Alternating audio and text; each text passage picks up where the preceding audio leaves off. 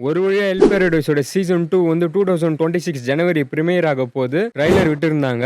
விஷுவல்ஸ்லாம் பார்த்தீங்கன்னா, ரொம்ப ஸ்டன்னிங்கா இருக்கும்.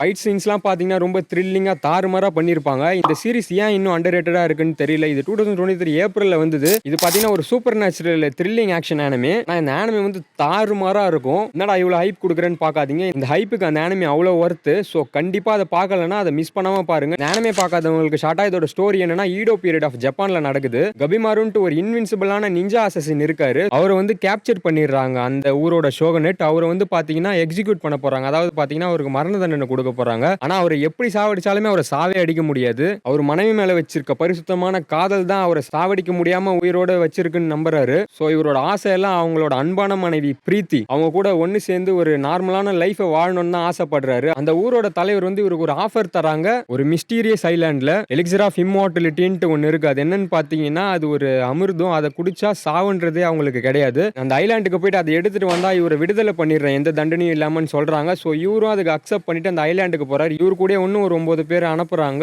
அவங்க எல்லாரையும் கண்காணிக்கிறதுக்காக தனித்தனியா ஒரு 10 சாமுராயும் கூட அனுப்புறாங்க. அந்த ஐலாண்டுக்கு போனதுக்கு அப்புறம் தான் தெரியுது இது வந்து சாதாரணமான ஐலாண்டு இல்ல, ஒரு கொடூரமான ஐலாண்டுன்ட்டு. ஐலாண்டுக்கு போயிட்டு அங்கிருந்து எப்படி உயிர் தப்பிச்சாங்க, அந்த எலிக்சர் அங்க கண்டுபிடிச்சாங்களா, அதுக்கப்புறம் இவர் விடுவிச்சாங்களா, இவர் ஒய்ஃப் கூட சேர்ந்தாரா, அந்த ஆனிமே பாருங்க அப்பதான் தெரியும்.